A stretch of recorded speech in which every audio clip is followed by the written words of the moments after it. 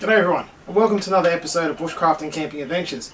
My name's Craig, and today we're here for the second instalment of our Clay Chronicles series. The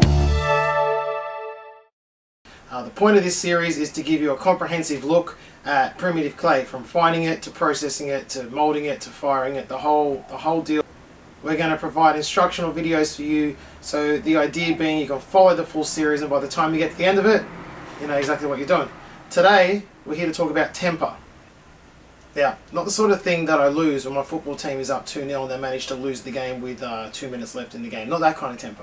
Third surely, yes! And there was no need. Driven in by Mickelson, 2-2!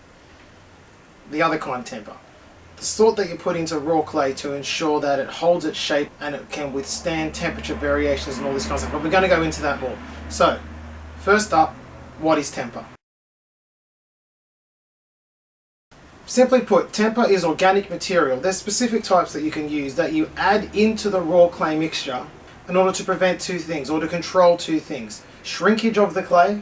You mean shrinkage? Yes! And thermal shock. So shrinkage obviously happens when there's a heating or cooling effect, and thermal shock occurs when the temperature of the clay either increases fast or decreases fast, and that can cause movement within the clay and the clay to break and shatter. So the idea of temper is that it's there to control those two things. The big thing with temper is finding the right amount to use, so temper to clay ratio.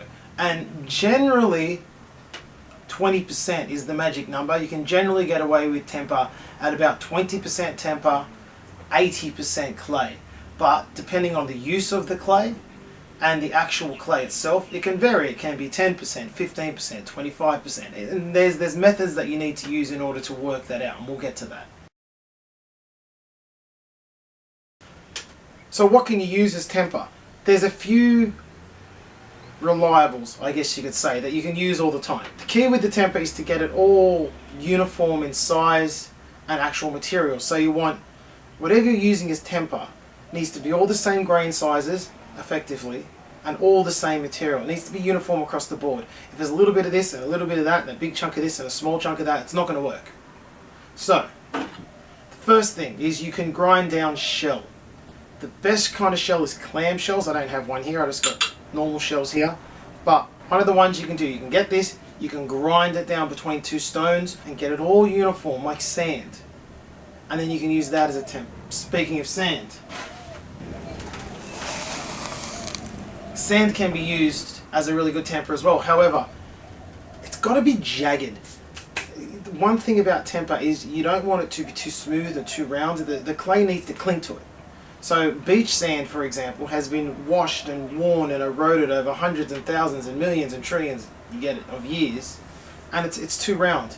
So if you're going to use sand, you've got to use rough sand, jagged sand, but that's definitely an option.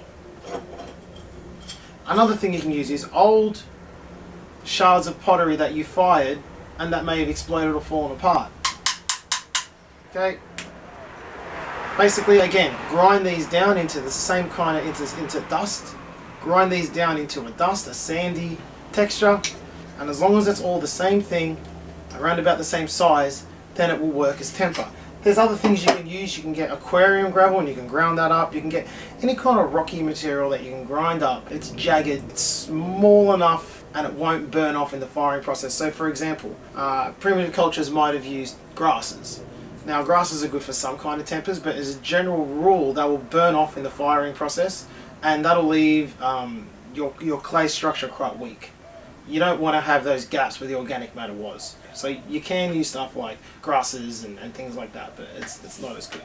So in these two jars, this is a collection of ground down old clay shards, and you can see the texture I've got it all down to.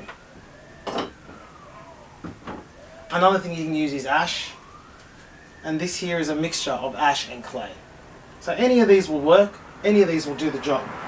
Again, the purpose of it is to give you like a middle ground, something to cling the clay together, give it some added strength, and again prevent that shrinkage and that temperature shock, that thermal shock that happens. That's what we're trying to avoid. Now, what happens if you don't use enough? Well, if you put in too little temper, what's going to happen is that your pot might crack or explode when it's either drying or firing. Again, it just hasn't quite mitigated those temperature changes quite well enough. If you use too much of it, then the actual pot itself, it's not going to be strong. It's going to fall apart. Okay, this is definitely one that I used too much temper in. It's no good.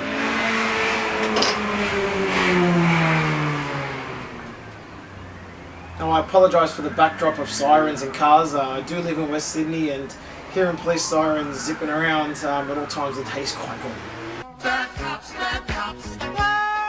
General rule is, the container I'm making, the more temperature variations it's going to be subject to, the more temper add.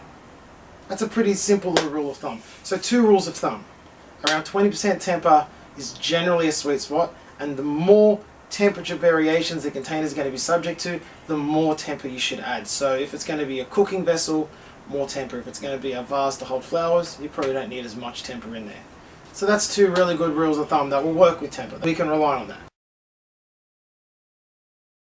Okay, so how to test your clay for the right amount of temper. Now, you can just go with the 20% rule and just be done with it. Just whacking 20% and cross your fingers and hope. And you know, most of us in the bush, in the wild, we're not going to be sitting there testing for days at a time. So it's fine. So that's one way you can do it. But if you do want to be sure how to do it, there's a surefire way. First, you have to get your clay. Okay, separate your clay out into 3 or 4, maybe even 5 separate piles. Once you've done that, with each pile, flatten it out either into a disc shape or into a pencil shape, whichever you prefer to do. But as long as every single pile of clay is exactly the same, then everything's going to be okay. So now, for the first pile, add about what you consider to be about 10% temper. Next one, 15%. Keep going up the line. Next piece of clay, 20%. Then 25% and 30%. And make sure you know which is which. Label these if you have to, mark them if you have to, but you wanted 10, 15, 20, 25 and 30% clay. Now these are your tests. So what you'll end up doing with these is you'd fire them off.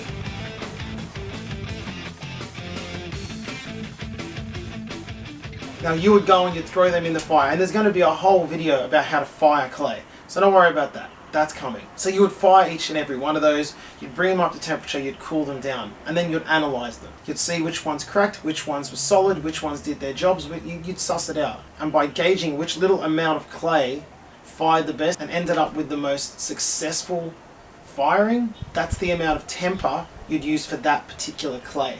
Now there's different clays, and so therefore there's different temper requirements. So you've got to remember that too. So every time you make a new batch of clay, your temper percentage is going to change. So at this point now, we've covered what is clay, how you can find clay, how you add temper to clay, and what is temper and why do you use it. So far, we should be ready now. We should have a clay that we've gone and sourced out locally.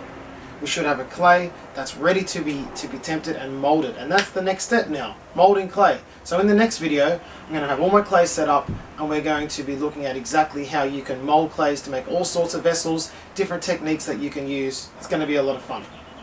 So thanks for watching. I hope you learned something. Installment number 2 of the Clay Chronicles is up. Stay tuned for the next one. Hopefully it won't be another 5 months between installments. Oh dear, I had a great idea of releasing one of these videos every week. Time flies, I guess. Anyway, thanks for watching. Have a great day. And don't forget, support the channel. Give this video a like, comment, subscribe to the channel, all that good stuff. And I'll see you next time. Thanks for watching.